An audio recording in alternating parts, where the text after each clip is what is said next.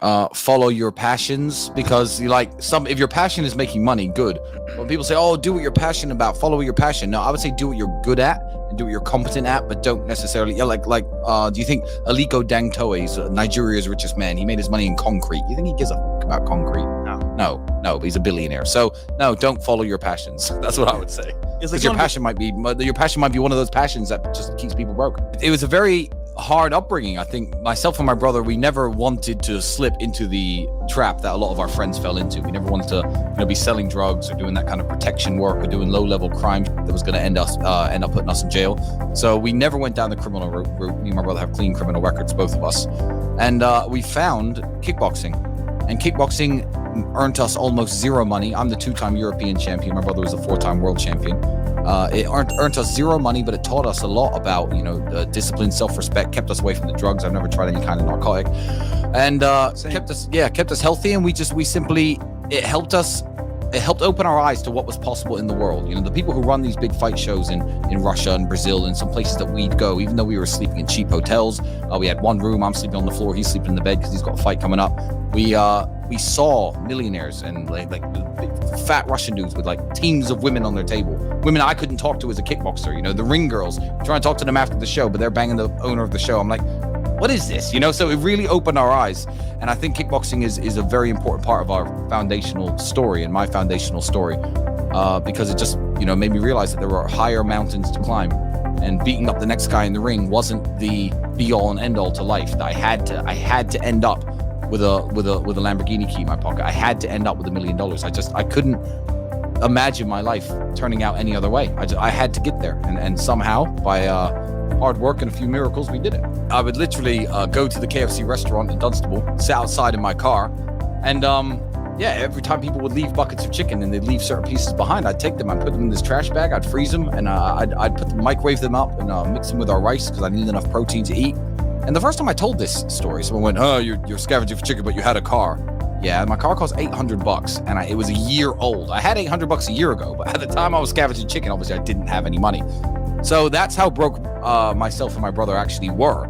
So every time it's my birthday, I don't even like KFC that much, but I'm just like, oh man, it's warm, it's fresh, it's mine, it's not frozen. But the funny thing is, there was never any despair. There was never any sadness. I never felt sorry for myself. Me and my brother would laugh about it. We'd laugh about it. Our electricity bill got cut off in our apartment, and we ran out. So we snuck outside the house and plugged extension wires into the hallway of our apartment complex and ran the wires into the house. And the wires were so thick, our front door wouldn't close, and we would sleep with knives next to our bed, which is still a habit of ours to this day. Yeah, thinking, you're gonna come in, I ain't got nothing to steal, but you're gonna get real hurt. I mean, why would you try to break into the man's house who can't pay his electricity bill? Yeah. What the f do you think's gonna be in there? But no one ever tried. But yeah, so KFC every birthday, man. It was hard. It was hard times coming up. Tristan, can you tell them, and again, I want the people to know this, what are the injuries that you suffer from right now, being a former professional fighter? So my entire shoulder was shattered. I had to have it reconstructed and rebuilt in January of this year. So I'm now rehabilitating from that. My nose has been broken 3 times. If you look at my face, my nose leans to the left. I could get that fixed for a very menial amount of money, but I wear it as a badge of pride. I don't believe that cosmetic surgery for men is the way to go. I agree. All sorts of damage to my hands, knuckles damages, scars. My hands open very slowly and close very slowly. But it's a very important part of my life, and that knowing how to fight, just like with in the United States, being trained with weapons and knowing how to shoot very well, it's a skill that you carry around with you everywhere you go, and you never know when you're going to need it. When someone sits on your car, you never know when you're going to need to know how to throw a punch. Yeah. And the injuries are absolutely well worth it, because every single sport, Jay Waller talks about this with American football. There's an element of toil that breaks your body down. And as you get older, you have these injuries, but there's also, the cardiovascular fitness benefits of it. So it's a mixed bag. You don't want to go too far in one direction and damage yourself too much, but it's healthy, but at the same time it's damaging. But, you can't escape aging, and you can't escape breaking down eventually anyway. So you may as well do it in style with a few title belts. I don't have that content anywhere because that gets you in trouble. But if you Google Bugatti owners punched, Bugatti street fight, Bugatti punch Tate, if you put the right words together in Google, someone will have it up there. But don't sit on another man's car. I think the arrogance and the attitude that makes people think that they're entitled to do that is the fact that they think rich people are just somehow blessed. Or they don't realize I worked for 34 years of my life to be in a position where I can find, for all the I was just telling you about that I went through, to be in the position where I can buy a $5 million car and be proud of it, and be happy with it, and you drive it around. And you don't have a right to sit on that.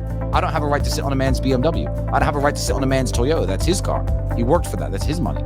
So you guys have the webcam business. You got your empire. 75 girls working for you. What was that like? Because you were living with these women, working with these women. You were in London first. What was that like? I didn't go on vacation for 2.5 years. It was a straight money mission. And the thing is with money is once you realize you can generate these insane amounts, the hunger becomes real. And we got addicted to the money.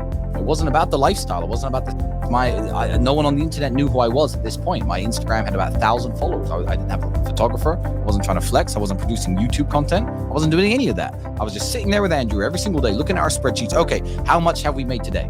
X thousand. Okay, that's good. Tomorrow we need to put this girl here. We need to change her set a little bit here. I don't know. Did put this one in a little cute anime costume, and we just worked and toiled away at this until eventually we started, because it sometimes takes money to make money.